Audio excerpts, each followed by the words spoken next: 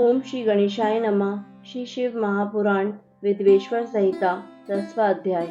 इस अध्याय में हम जानेंगे सृष्टि, स्थिति आदि 5 कृत्यों का प्रतिपादन, प्रणव एवं पंचाक्षर मंत्र की महत्ता, ब्रह्मा विष्णु द्वारा भगवान शिव की स्तुति तथा उनका अंतर्ध्यान होना।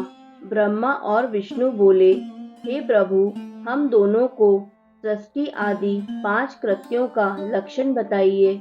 शिवजी बोले, मेरे कृत्यों को समझना अत्यंत गहन है, तथापि मैं कृपा पूर्वक तुम दोनों को उनके विषय में बता रहा हूँ। हे ब्रह्मा और विष्णु, सृष्टि, स्थिति, संहार, तिरोभाव और अनुग्रह, ये 5 ही मेरे जगत संबंधी कार्य हैं जो नित्य सिद्ध हैं। संसार की रचना का जो आरंभ है वह सर्ग है। मुझसे पालित होकर सृष्टि का सुस्थित रूप से रहना ही उसकी स्थिति कहा गया है। उसका विनाश ही संहार है। प्राणों का उत्क्रम ही तिरोभाव है। इन सब से छुटकारा मिल जाना ही मेरा अनुग्रह है। इस प्रकार मेरे 5 कृत्य हैं। इन मेरे कर्तव्यों को चुपचाप अन्य पंचभूतादि वहन करते रहते हैं। जैसे जल में पड़ने वाले गोपुर बिंब में आवागमन होता रहता है। सृष्टि आदि जो 4 कृत्य हैं वे संसार का विस्तार करने वाले हैं। 5वां कृत्य अनुग्रह मोक्ष का हेतु है। वह सदा मुझ में ही अचल भाव से स्थिर रहता है। मेरे भक्तजन इन 5 कृत्यों को 5 भूतों में देखते हैं। सृष्टि भूतल में, स्थिति जल में, संहार अग्नि में, तिरोभाव वायु में और अनुग्रह आकाश में स्थित है।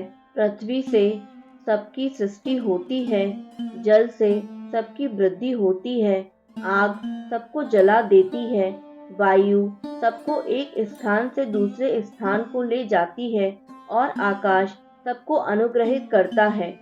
यह विद्वान पुरुषों को जानना चाहिए। इन 5 कृत्यों का भार वहन करने के लिए ही मेरे 5 मुख हैं। 4 दिशाओं में 4 मुख हैं और इनके बीच में 5वां मुख है। हे पुत्रों, तुम दोनों ने तपस्या करके प्रसन्न हुए मुझ परमेश्वर से भाग्यवश सृष्टि और स्थिति नामक 2 कृत्य प्राप्त किए हैं। ये दोनों तुम्हें बहुत प्रिय हैं। इसी प्रकार मेरे विभूति स्वरूप रुद्र और महेश्वर ने 2 अन्य उत्तम कृत्य संहार और तिरोभाव मुझसे प्राप्त किए हैं, परंतु अनुग्रह नामक कृत्य कोई नहीं पा सकता। उन सभी पहले के कर्मों को तुम दोनों ने समय अनुसार भुला दिया। रुद्र और महेश्वर अपने कर्मों को नहीं भूले हैं, इसलिए मैंने उन्हें अपनी समानता प्रदान की है। वे रूप, वेश, कृत्य, वाहन, आसन और आयुध आदि में मेरे समान ही हैं। हे पुत्रों, मेरे ध्यान से शून्य होने के कारण तुम दोनों में मूर्ता आ गई है। मेरा ज्ञान रहने पर महेश के समान अभिमान और स्वरूप नहीं रहता। इसलिए मेरे ज्ञान की सिद्धि के लिए मेरे ओमकार नामक मंत्र का तुम दोनों जप करो। यह अभिमान को दूर करने वाला है। पूर्व काल में मैंने अपने स्वरूप भूत मंत्र का उपदेश किया है, जो ओमकार के रूप में प्रसिद्ध है। वह महामंगलकारी मंत्र है।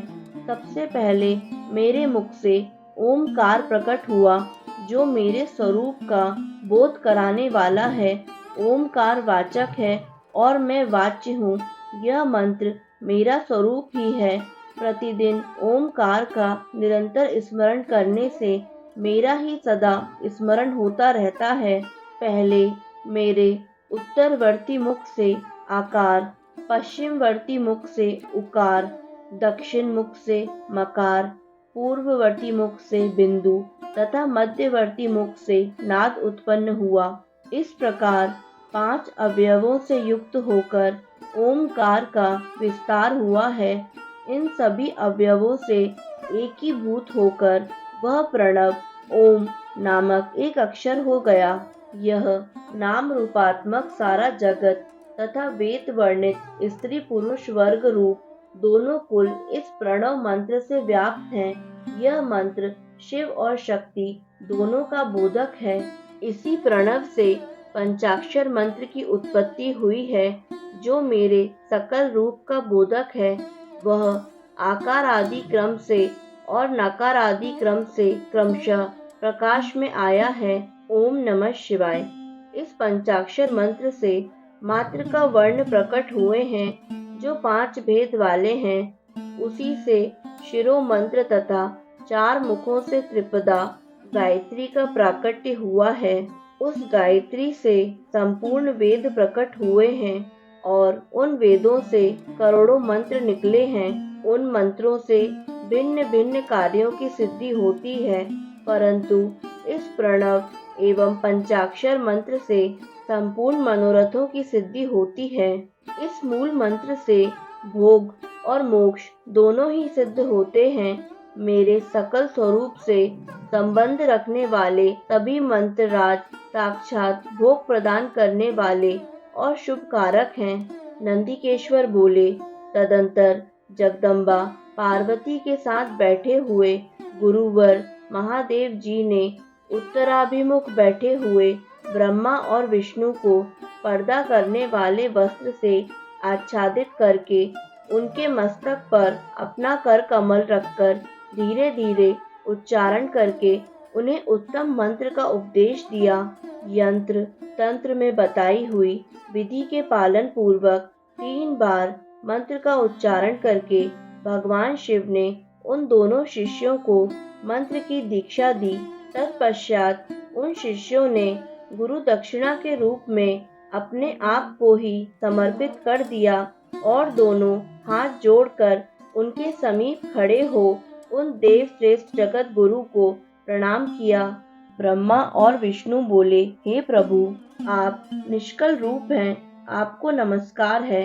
आप निष्कल तेज से प्रकाशित होते हैं, आपको नमस्कार है।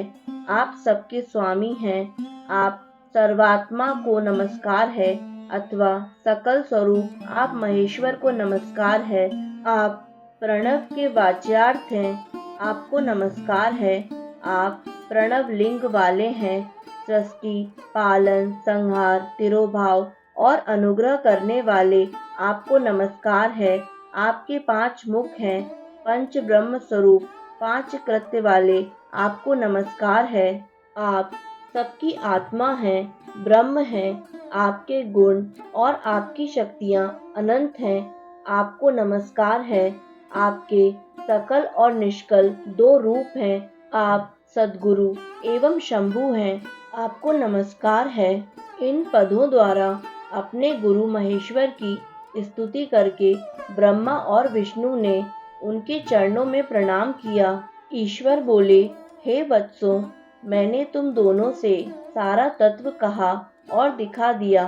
तुम दोनों देवी के द्वारा उपदिष्ट प्रणव ओम, जो मेरा ही स्वरूप है, उसका निरंतर जप करो।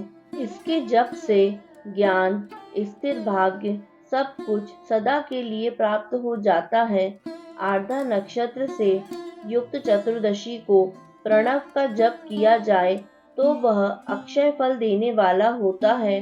सूर्य की संक्रांति से युक्त महा आर्द्रा नक्षत्र में एक बार किया हुआ प्रणव जप कोटि गुना जप का फल देता है।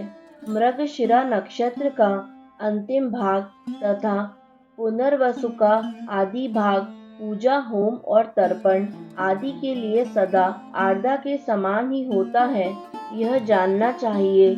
मेरा या मेरे लिंग का दर्शन प्रभात काल में ही प्रायः तथा संगम अर्थात मध्याह्न के पूर्व काल में करना चाहिए। मेरे दर्शन पूजन के लिए चतुर्दशी तिथि निशीथ्वापिनी अथवा प्रदोष व्यापिनी लेनी चाहिए, क्योंकि परवर्तिनी अर्थात अमावस्या तिथि से संयुक्त चतुर्दशी की ही प्रशंसा की जाती है। पूजा करने वालों के लिए मेरी मूर्ति तथा लिंग दोनों समान हैं, फिर भी मूर्ति की अपेक्षा लिंग का स्थान श्रेष्ठ है, इसलिए मुमुक्षु पुरुषों को चाहिए कि वे वेर अर्थात मूर्ति से भी श्रेष्ठ समझकर लिंग का ही पूजन करें। लिंग का ओमकार मंत्र से और वेद का पंचाक्षर मंत्र से पूजन करना चाहिए। शिवलिंग की स्वयं ही स्थापना करके अथवा दूसरों से भी स्थापना करवाकर उत्तम द्रव्यमय उपचारों से पूजा करनी चाहिए। इससे मेरा पद सुलभ हो जाता है। इस प्रकार उन दोनों शिष्यों को उपदेश देकर भगवान शिव वहीं अंतर ध्यान हो गए। इस प्रकार श्री शिव महापुराण के अंतर्गत प्रथम विद्वेश्वर संहिता में ओमकार के उपदेश का वर्णन नामक 10वां अध्याय पूर्ण हुआ। दोस्तों, आगे आने वाले अध्यायों को निरंतर सुनने के लिए हमारे YouTube चैनल आध्यात्मिक कथाएं को लाइक करें, सब्सक्राइब करें और बेल आइकन पर प्रेस करें ताकि आगे आने वाली सभी वीडियो की जानकारी आपको निरंतर मिलती रहे। धन्यवाद।